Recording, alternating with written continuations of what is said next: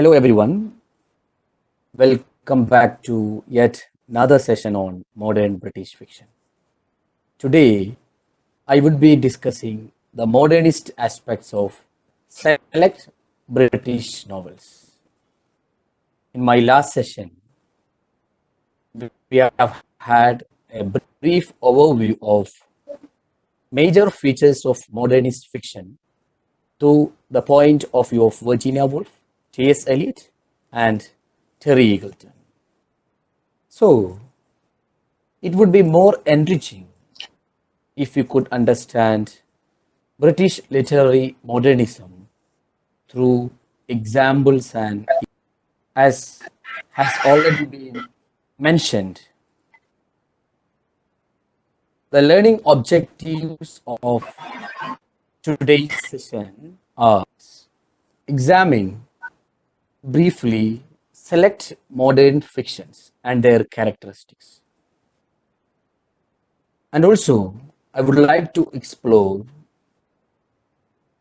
these novels employed the concepts like empire, war, gender, human psyche, and culture.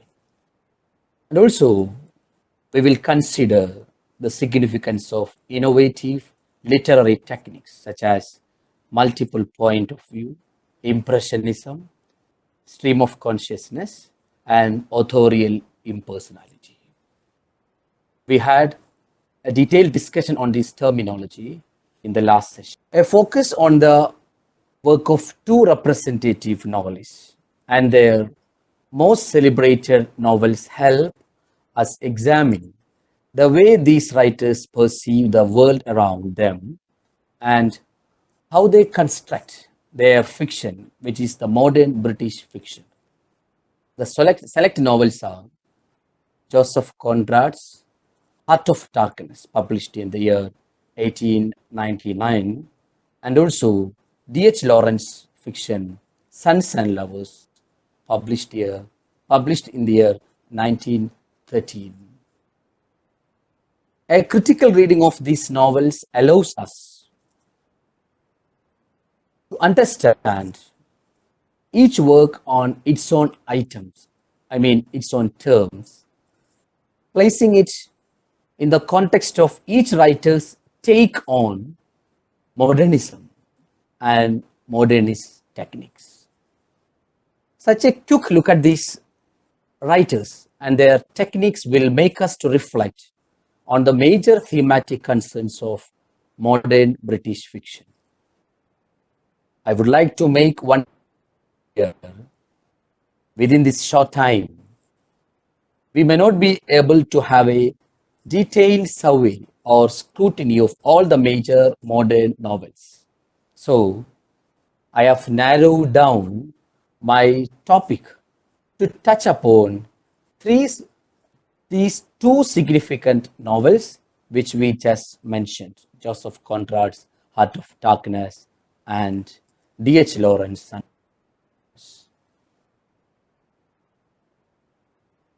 Let's move on to the first novel, Modernist Elements in Heart of Darkness. When we read Heart of Darkness, we are engaged in a new kind of storytelling mode. We see narration. The narration shifts from unnamed first person narrator to a character narrate, that is Marlowe. When Marlowe begins, he suggests rather than explains his story. Thus, Marlowe, the participant narrator of the main story, is restricted by the author Joseph Conrad to limited omniscience. This narrative complexity subverts the authorial omniscient or first-person narration. It has become inclusive of more than a single voice. This is a kind of story within the story technique, where we don't get linear actions or linear narration. For example, from the novel, the first narrator speaks in the first person plural on behalf of four other passengers who listen to Marlowe's tale. I'm not going into the plot lines because it is already familiar with you, I know. Marlowe narrates the story.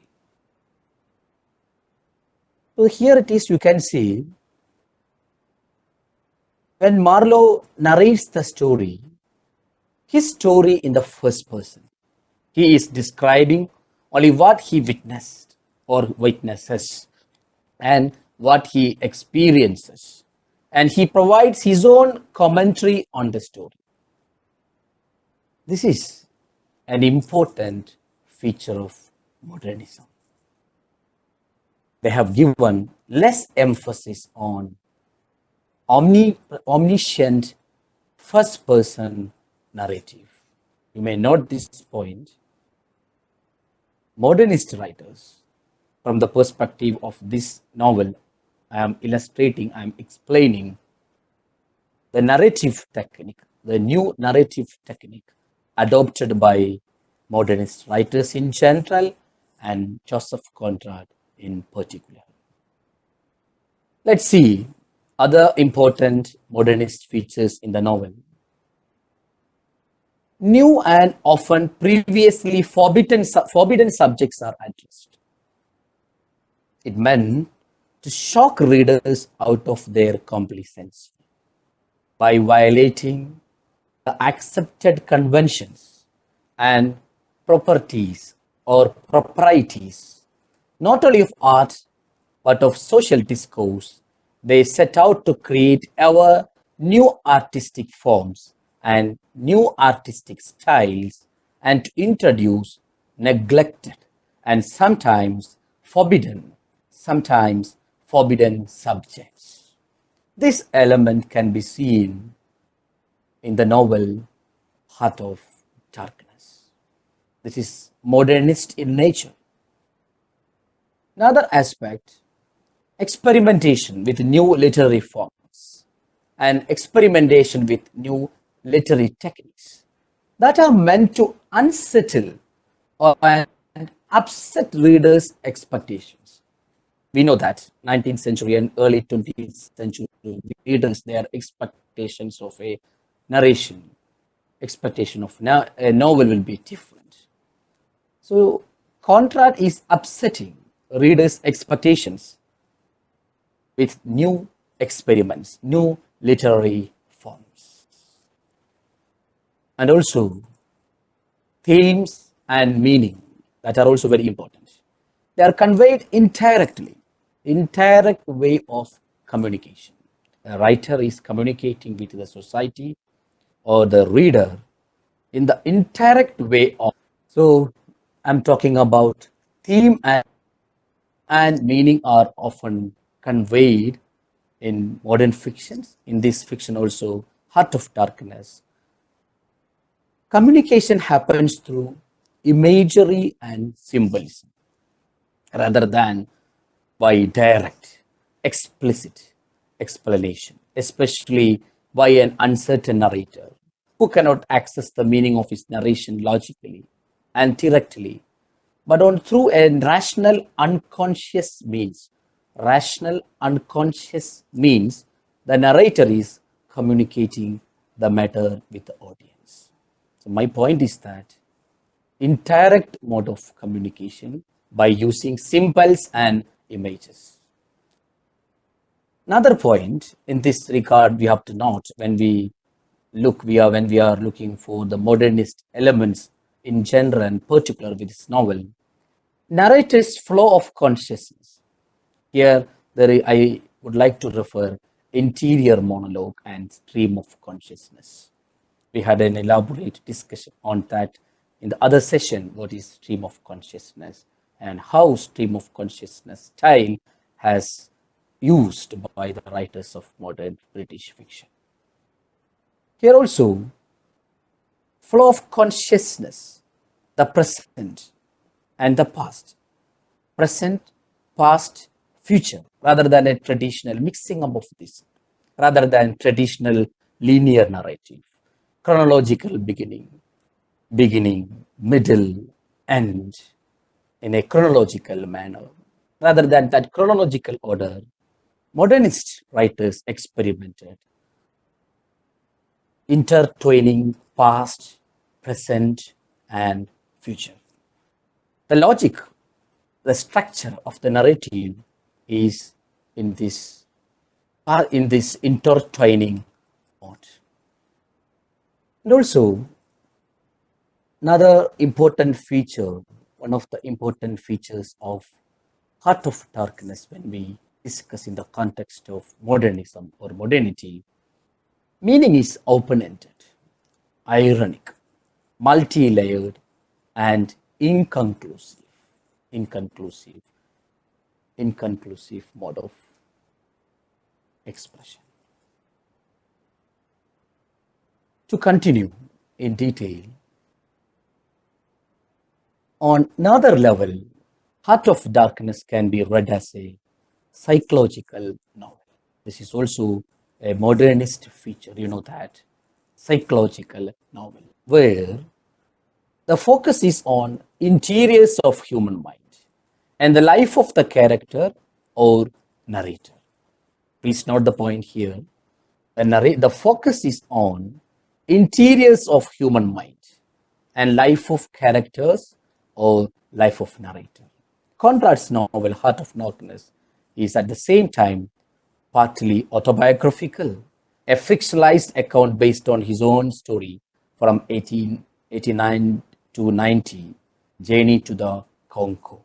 Here, we must understand also that during the modern era, Freudian psychoanalytic ideas became a popular critical mode to look at modern psychological novels.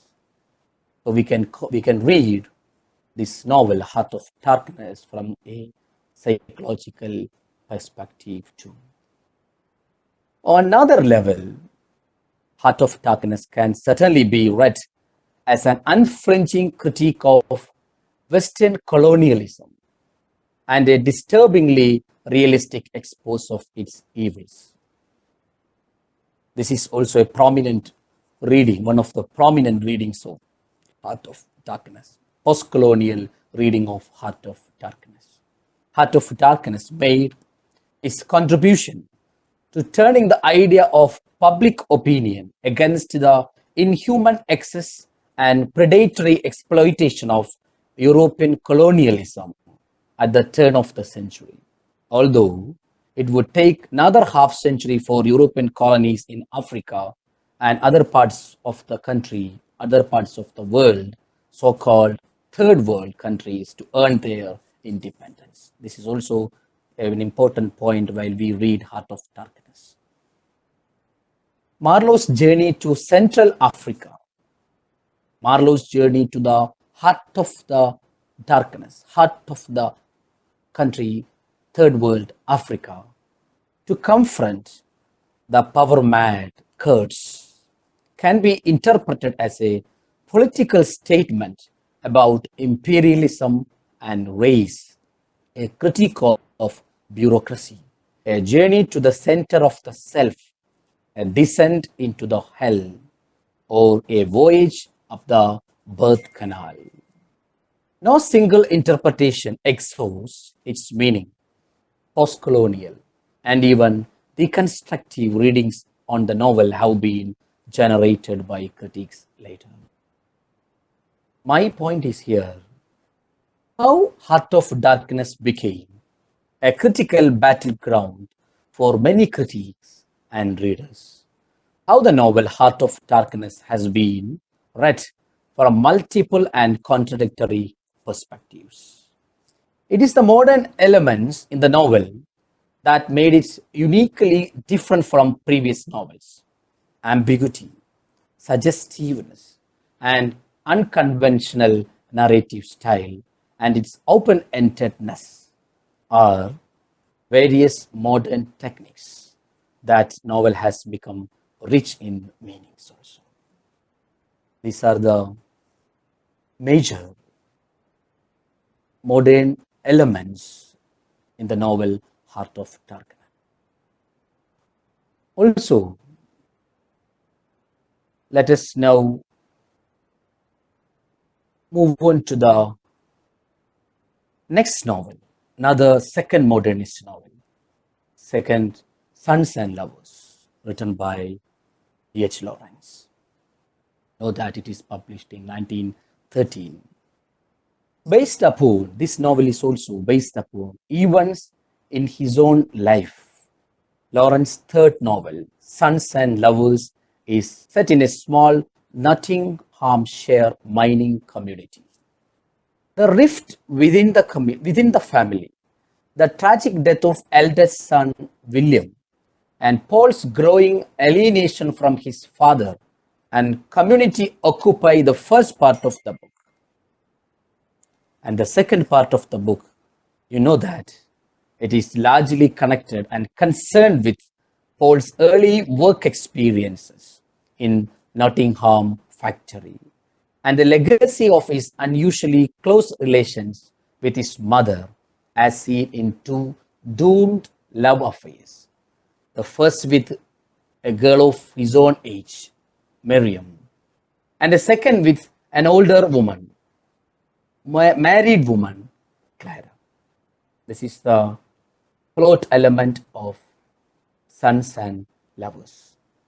The novel ends with death of Paul's mother and the collapse of his relationship with Clara, Clara returns to her estranged husband.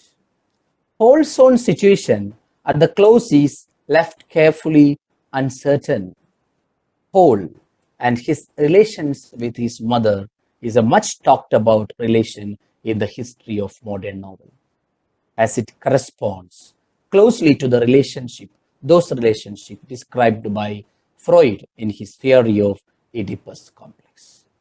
The development of psychoanalytic theory through Freud influenced these modern writers, and they tried to capture many complex natures of human relationships and human mind. This is modernistic or modernist in nature. This is the major element, this narrative technique, and also this love affair. In literary terms, we can say Sons and Lovers is in many respects stylistically also innovatory. It emphasizes moments of sharp personal conflict and intense psychological process, which is conveyed in the charged, symbolic prose characteristics of Lawrence's best work, Sons and Lovers. The novel is overall written in the modernistic style. The main topic of the novel is the tough love relationship between four main characters. You know that, they are Paul Morrell, his mother, Mrs. Morrell, Miriam, and Clara. How we can see here, Paul is a typical modern character who is stuck in a complex love square. Love square, like you might have seen in Russian novels, fiction also. Tolstoy also created such love squares. The shadow image of the mother leaves a gloomy imprint on the relationship of youthful friendship and love of Paul and Miriam. Another transition from tradition to modernism could be relationship between Mr. Morrell and Mrs. Morrell. So this is another modernistic character of the novel Sons and Lovers.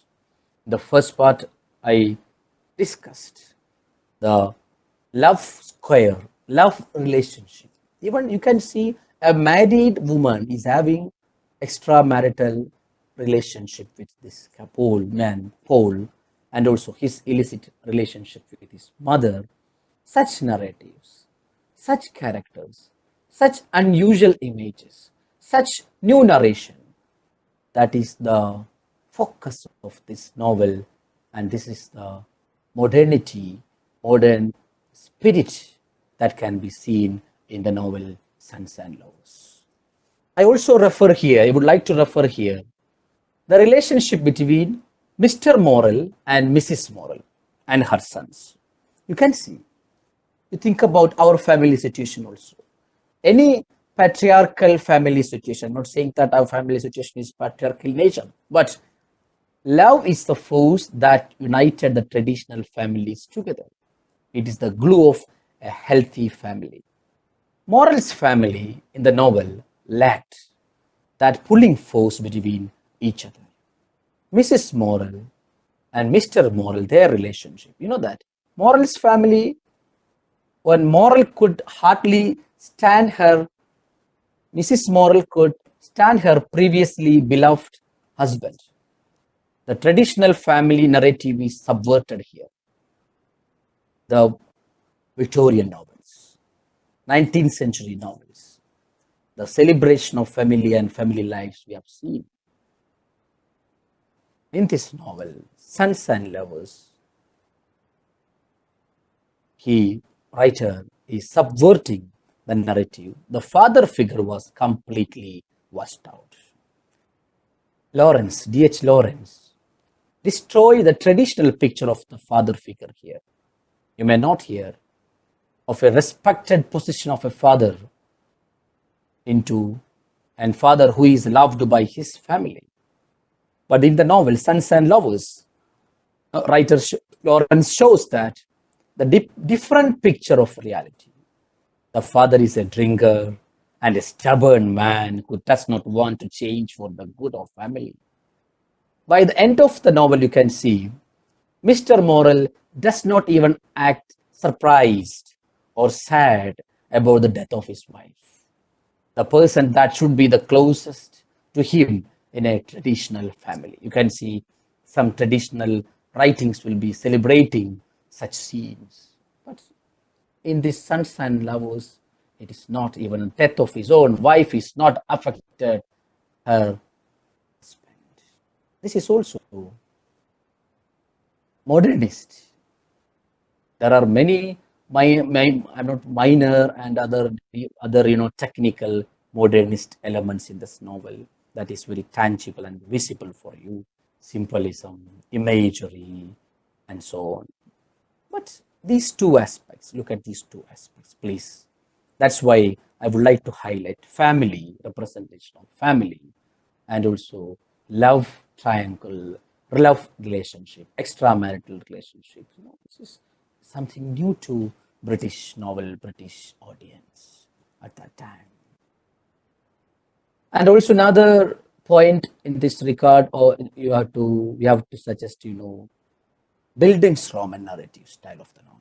You know that Bildungsroman is the combination of two German words. Bildung meaning education and Roman means novel. Fittingly, a Bildungsroman is a novel that deals with the formative years of the main character, an educational novel, in particular his or her psychological development and moral education. In short, modernism in fiction is primarily a set of new ways of seeing and interpreting the world. We have taken examples and scenes and illustrations from these two novels.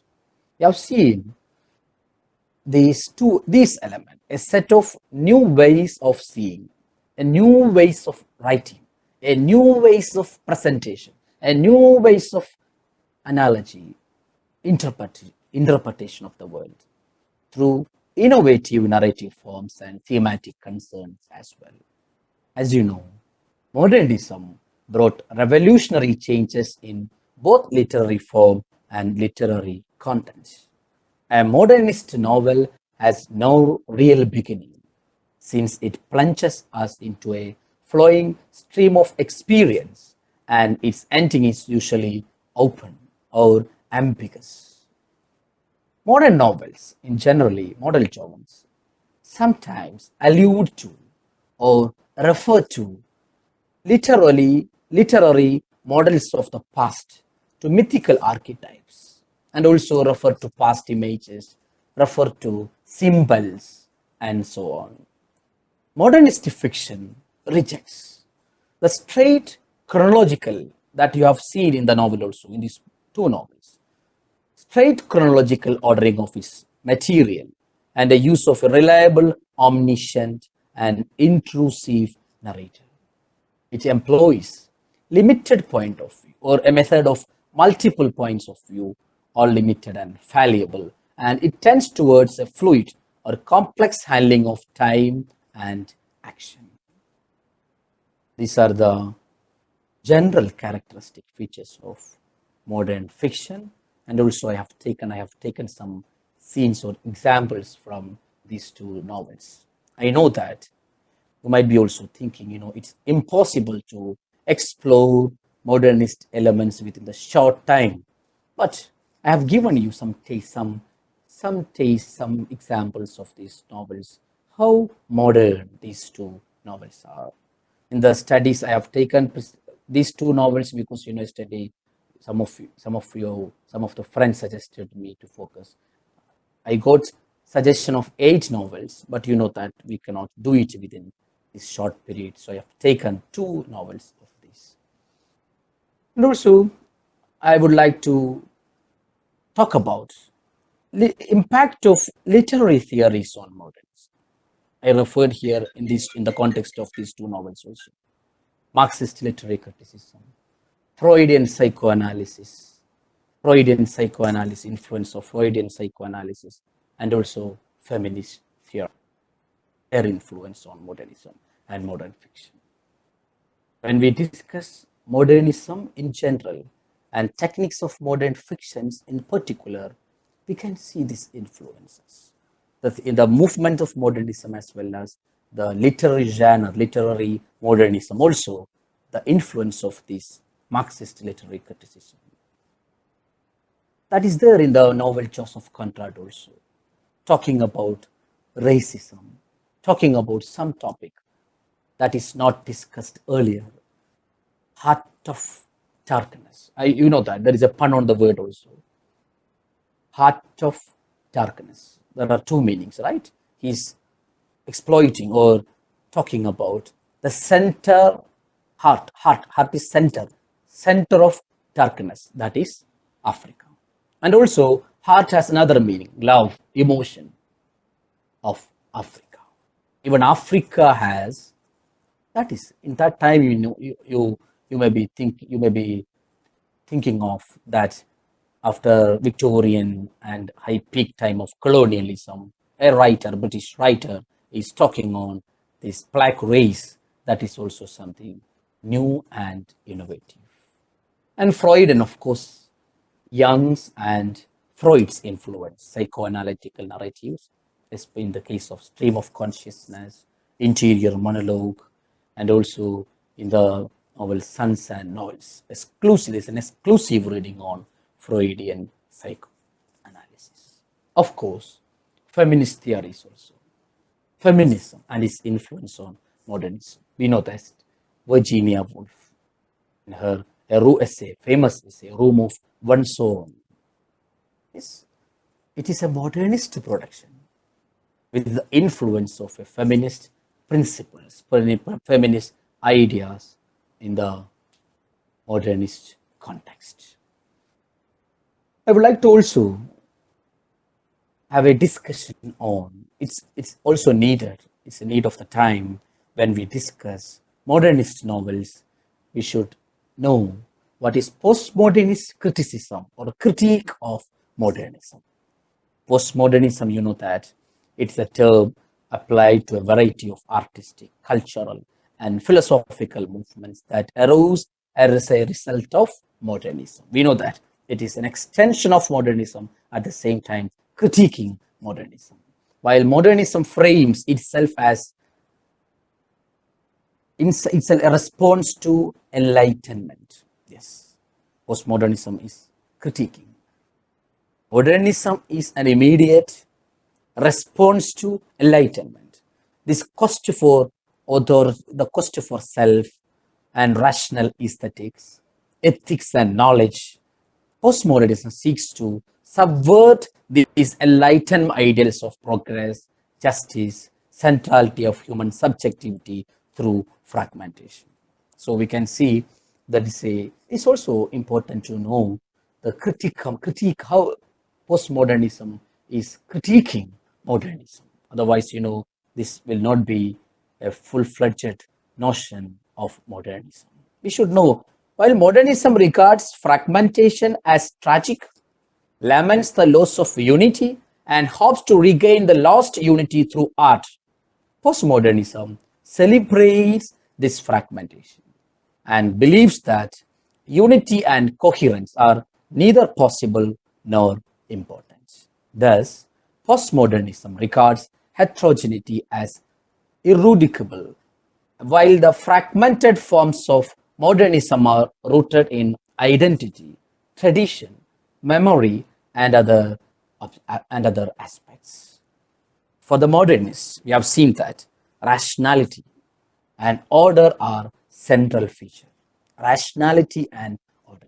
While the postmodernists question this centrality, stating that the center is always under erasure, and that centering or decentering are eternally postponed, as a result of which there is either no center or there are multiple centers.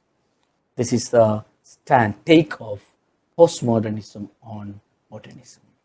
I just referred postmodernist stand also on modernism because it's also good to know while we discuss and read novels of modern British fiction.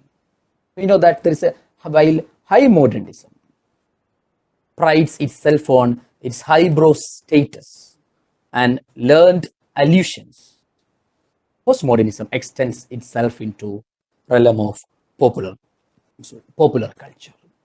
They were going for popular culture, while modernism prides and itself on highbrow status. Postmodernism is marked by recognition of ethnic, sexual, and cultural diversity, whereas modernism could only describe the alternative as the other. And also, let me have some features of postmodern and modern novel. We will have a comparison. In the postmodernism, that contests Western hegemonic values. Western hegemonic values. But modernism, whereas modernism, that is the criticism against modernism also, you may be noted here, adheres to Western hegemonic values. The focus of postmodern writers is on the reader, but modernist on writer. They focus on interiority, but postmodernism focuses on exteriority. Alienation is there. Theme of alienation is there in modernist novels. Theme of alienation. But collective voices, collective notion. This is the spirit of postmodernism. Then unreliable narrator. That is the feature of modernism that we have discussed already. But in postmodernism, ironic narration. Then modernism rejects realism. They are keeping a distance away from realism. But postmodernism has an ambivalent stance on realism. Literature is self-contained in modernism, but in postmodernism it is more intertextual, not self-contained. Postmodernism celebrates intertextuality and intertextual readings. And I told you, highbrow genres are there in modernist novels, but in the postmodernist, mixing of high and lowbrow genres. Then we can see rejection of literary conventions in modernist novels. Rejection of literary conventions. But in postmodernist novels, parody of literary conventions. And modernist novels are metafiction, metafiction, but we know that it is in postmodernism celebration of many narratives. Then idiosyncratic language. Diction is idiosyncratic language. But in postmodernism, you can see very simple language. That is the speciality of postmodern novels. To conclude, we have analyzed these two novels. There are many other novels, A Portrait of Artist as a Young Man, A Passage to India. I'm not going in details in that novels because we cannot do it in this short span of time. So we analyzed these two novels from the perspective of modernity and modernism. We tried at least to explore the major elements of modern fiction, modern narrative style, and so on. And I have some books for your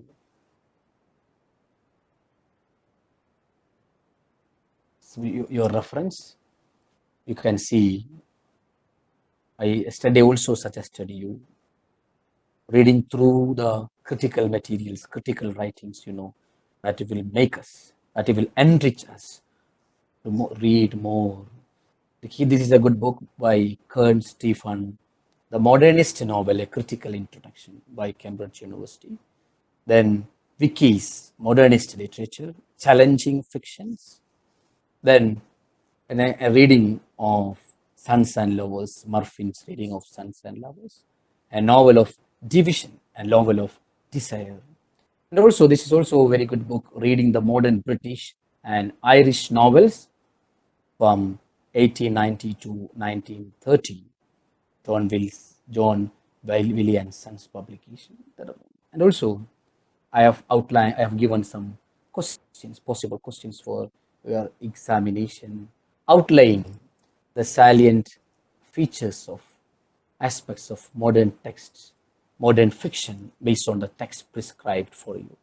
When you write answers for such a general question, you have to illustrate at least from one or two novels that is prescribed for you. You may go through the major modern elements of modernist fiction. You may introduce what is modernism and general details of modernism, and specifically you have to illustrate from one of two novels you have studied. And also this general question, write an essay on colonial experience in Heart of Darkness. This is very popular in our academia because we always started, we always have a discussion on post-colonial reading of Heart of Darkness. And so you have to refer a point here. Postcolonial, not postmodern, postcolonial. Postcolonial modernity. That is also an important term for you in this regard. Postcolonial modernity. That can be seen in the novel Heart of Darkness. Then another suggestion, elucidate general features of modern novels with special reference to Sons and Lovers or any other text that is prescribed for study. So let me conclude with these major features of modern fiction and modernity and modern fiction. We have analyzed a brief analysis. We have done a brief analysis of these two novels, Heart of Darkness and Sons and Lovers. Now the session is open for discussion. Thank you. If you have any clarifications or questions, please make, or I will conclude with some. Can you explain about the character of who appear to be Quds? Quds. Okay, Quds. Okay. Quds. Who appear to be friendly to the Aborigines, but he's an exploiter himself. How to explain the contradictory element in the character? Yes, yes, yes. I got the question. It's a very post-colonial question. Kurds is very good at Aboriginal people of Africa. At the same time, we know that he is a white man. He is representing the white British life. Kurtz is a contradictory character. He can be read as a colonizer too. There are two strategies of postcolonialism: assimilation and appropriation. Here I have to say these two important features of postcolonialism: assimilation and appropriation. Actually, this is in the case of Kurds, you can see he is assimilated, assimilated with the African culture. Even Marlowe was surprised, excited to see Kurds in such a condition. We can see Kurds like an with his African, African culture, African sartorial culture, and so on. So, and also the second technique, appropriation, assimilation and appropriation. Through the character of Kurds, we can see these two post-colonial strategies in the novel. So he is, as Robin said, contradictory character. In terms, Kurds wanted to appropriate Africans, but he got himself assimilated. That is the case of Kurds. This is the contradiction element also. Thank you. Again. What is unflinching critique of Western colonialism? Yeah, what is the term meaning? What of unflinching Western criticism? Colonialism. Okay. Colonialism. Yeah. In this novel, this question is taken, I think it is addressing the novel Heart of Darkness itself. We can see there are multiple narratives on the novel. One is, as of course, it is white reading and also post-colonial reading, colonialist reading and post-colonial reading.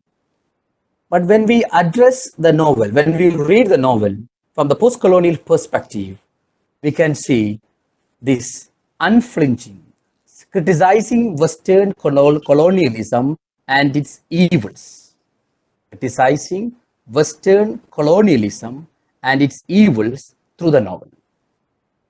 Through the Heart of Darkness, writer Conrad is exploiting, he is bringing about this colonialism and its evil form, evil form and evil spirit in the novel Heart of Darkness. The word meaning of unflinching is not showing fear or hesitation in the face of danger or difficulty.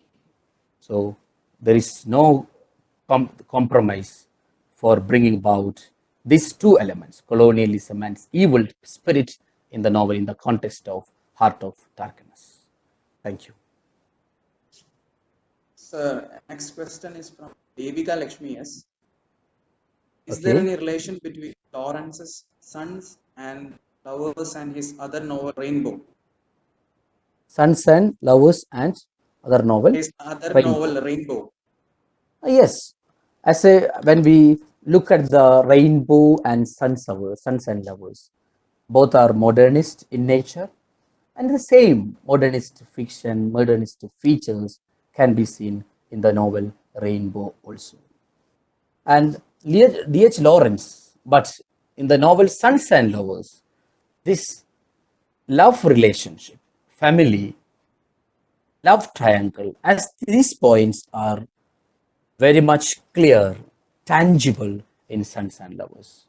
At the same time, in the novel Rainbow, it is published, I think it is published in 1915. It follows 3 generations of Brangwen family living in Nottinghamshire, particularly focusing on individual struggle to growth and fulfillment with the confining strictures of English social life. This is the difference between Sons and suns and lovers and rainbow, and this is the common feature also, this modernity and modern elements. Thank you.